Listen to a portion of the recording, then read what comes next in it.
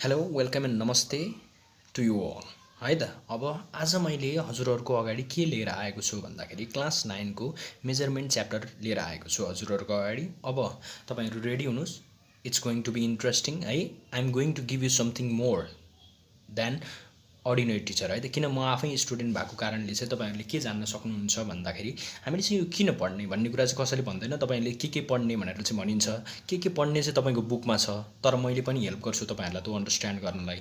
तर म्याक्सिममली मैले के कुरा प्रायोरिटाइज गरिरहेको हुन्छु भन्दाखेरि तपाईँहरूले यो यहाँ हेरेर चाहिँ के फाइदा, तपाईँ युट्युबमा आएर चाहिँ हाम्रो च्यानल सर्च गरेर चाहिँ के फाइदा पाउन सक्नुहुन्छ भन्दाखेरि वाइ टु रिड द्याट। किनभने मैले त्यो फेज पास गरेर अलिकति माथि आइसकेपछि तपाईँलाई के थाहा हुन्छ भन्दाखेरि हामीले त्यो च्याप्टर किन पढ्दो रहेछौँ भनेर हामीलाई थाहा हुन्छ। ल अब हामी कुन सब्जेक्ट पढ्दैछौँ सबभन्दा पहिला त्यो जान्न जरुरी छ। साइन्स पढ्दैछौँ। साइन्स किन पढ्दैछौँ त? Science studies the lodge of nature. हामी चाहिँ आफ्नै हाम्रो डेली लाइफ अथवा यो ह्युमन नेचर अथवा हाम्रो नेचरलाई नै स्टडी गरेर जे कुराले बेनिफिट गर्न सक्छ त्यो कुरालाई चाहिँ निकालेर हाम्रो ह्युमन लाइफमा चाहिँ युज गर्ने हो। अनि युज गरेर हाम्रो सिभिलाइजेसनलाई अझ राम्रो बनाउने हो। हामीले जुन कुरा गर्न सक्छौँ त्यसको चाहिँ पावर इन्हान्स गर्ने हो। हाम्रो साइन्सको ड्युटी त्यही नै हो, हामीले साइन्सलाई युज गर्ने। जस्तै तपाईँले हातमा चलाइरहेको मोबाइल, जस्तै अहिले तपाईँले हेरिरहेको मोबाइल पनि साइन्सको नै आउटपुट हो। यस्तै गरी विद्यार्थीहरूले साइन्स पढेर नै भोलि पर्सि ठुलो भएर अलिकति पछि भएर उनीहरूको इन्टेलिजेन्स युज गरेर यस्तै डिभाइस बनाएर चाहिँ अनि तपाईँहरूको हातमा आइपुगेको हो। अब तपाईँहरूले ड्रप आउटहरू त्यस्तो सुन्नुभयो होला, तर त्यहाँ पनि नलेजको नै आवश्यकता छ है त। यो नलेज त्यही भएर तपाईँहरूको जहाँ पनि एसेन्स छ। अब कुरा गरौँ मेजरमेन्टको है त। मेजरमेन्ट मैले आज सुरु गर्न लागेको च्याप्टर मेजरमेन्ट। यो चाहिँ सुरुको च्याप्टरमै राखिएको हुन्छ। मोस्ट अफ द तपाईँको जुनै पनि साइन्स बुकमा हेर्नुहोस् सुरुको च्याप्टर मेजरमेन्ट नै हुन्छ। मेजरमेन्ट सबभन्दा पहिला स्टुडेन्टको लागि सबभन्दा एसेन्सियल एस्पेक्ट साइन्समा चाहिँ के हो? मेजरमेन्ट हो। एकदम इम्पोर्टेन्ट छ, त्यही भएर यो चाहिँ सुरुमै राखेको हो। तपाईँले जान्नुपर्छ सुरुमै। अब तपाईँहरूले एक्सपेरिमेन्ट कन्डक्ट गर्दाखेरि कति क्वान्टिटीमा के हाल्ने भनेर त्यो थाहा पाउनु पऱ्यो। अब मेजरमेन्टको कुरा कहाँबाट आयो भन्दाखेरि हाम्रो यो डेली लाइफबाटै आएको हो है यो साइन्स पनि। अब डेली लाइफमा कसरी आयो भन्दाखेरि हामीले डेली लाइफमा डिफ्रेन्ट काइन्ड अफ इभेन्ट्सहरू पर्फर्म गर्छौँ। अब डिफ्रेन्ट काइन्ड अफ इभेन्ट्सहरू पर्फर्म गर्छौँ। हामी चाहिँ एउटा सोसियल एनिमल, ऱ्यासनल एनिमल भएको कारणले हामीले डिफ्रेन्ट ट्रान्जेक्सनहरू गर्नुपर्छ, एकले अर्कालाई सहयोग गर्नुपर्छ। अब त्यो सहयोग गर्ने क्रममा चाहिँ अब मान्छेलाई के गर्नु पऱ्यो? सबै सहयोग त बराबरको हुँदैन, कुनै सहयोग अलिकति माथि होला, कुनै पनि अब कोहीलाई चाहिँ कम सहयोग लिनै पुग्ने होला। तर त्यस पछाडि चाहिँ त्यहाँनिर चाहिँ के भयो आउँदा त्यहाँनिर चाहिँ के आयो भन्दाखेरि डिस्क्रिमिनेसन टाइप आउने कुरा भयो। अलिकति कन्फ्लिक्ट आयो त्यहाँनिर चाहिँ। कन्फ्लिक्ट भनेको डिस्प्युट आयो, अलिकति झगडा होला जस्तो भयो।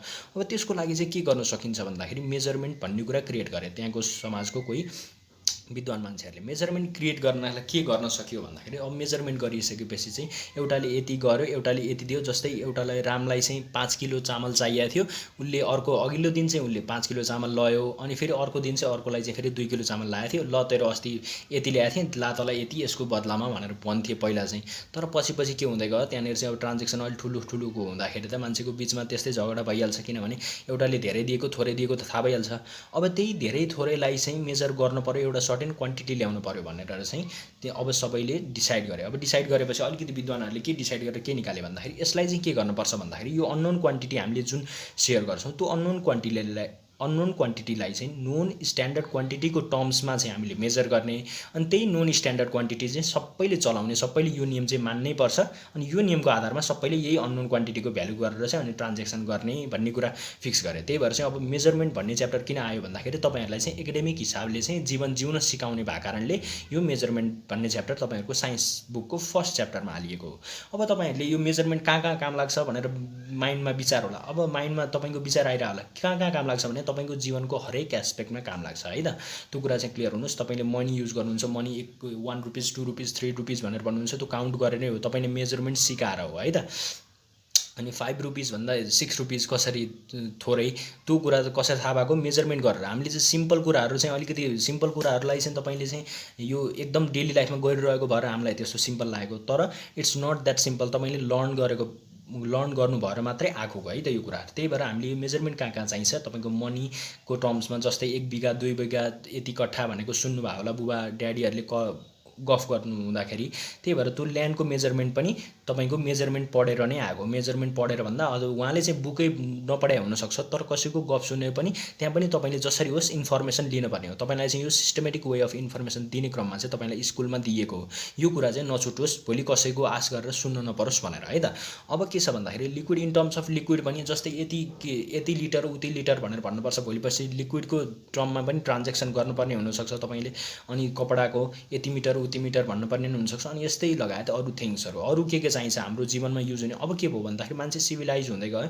मान्छे सिभिलाइज हुँदै गएपछि अरू थिङ्सहरूको पनि आवश्यकता पर्यो हामीलाई अरू थिङ्सको मेजरमेन्टको नै आवश्यकता पर्यो अब चाहिँ टाइमको अब जब गर्दाखेरि चाहिँ कतिदेखि कति टाइम जब गर्ने भनेर चाहिँ अब टाइम पनि बनाउनु पर्यो अनि डिस्टेन्स अनि वेट मास त्यस्तै गरी आवश्यक पर्दै गयो हामीलाई यसरी भोल्युम टेम्परेचर अब जस्तै त्यही भएर मान्छेको अब नर्मल टेम्परेचर कति नर्मल टेम्परेचरभन्दा कतिभन्दा माथि गएपछि मान्छेको एबनर्मल हुन्छ अथवा ज्वरो आएको भनेर कति 97 डिग्री फरेनहाइट भन्दा माथि आएपछि मात्र बढी टेम्परेचर भएपछि मात्र हामी आतिन्छौँ भनेको चाहिँ के भन्दाखेरि मेजरमेन्टले मान्छेको जीवनलाई चाहिँ अझ कन्भिनियन्ट बनाइदिन्छ त्यही भएर मेजरमेन्ट जान्न जरुरी छ हाम्रो लाइफलाई चाहिँ अझ इजियर ढङ्गले जिउनलाई है त त्यही भएर चाहिँ मेजरमेन्ट भनेको चाहिँ के हो भन्दाखेरि यही नै हो यहाँनिर उसको एसेन्समा नै लुकेको छ है त त्यसको डेफिनेसन उसको आवश्यकतामा नै लुकेको छ त्यसको मेजरमेन्ट भनेको के रहेछ त अननोन क्वान्टिटीलाई चाहिँ अननोन क्वान्टिटीको भ्यालुलाई चाहिँ के को टर्ममा त नोन स्ट्यान्डर्ड क्वान्टिटीको टर्ममा मेजर गर्नुलाई नै त्यसलाई नै मेजरमेन्ट भनिन्छ है त मेजरमेन्ट भनेको के रहेछ अननोन क्वान्टिटीलाई नोन स्ट्यान्डर्ड क्वान्टिटीको टर्म्समा नै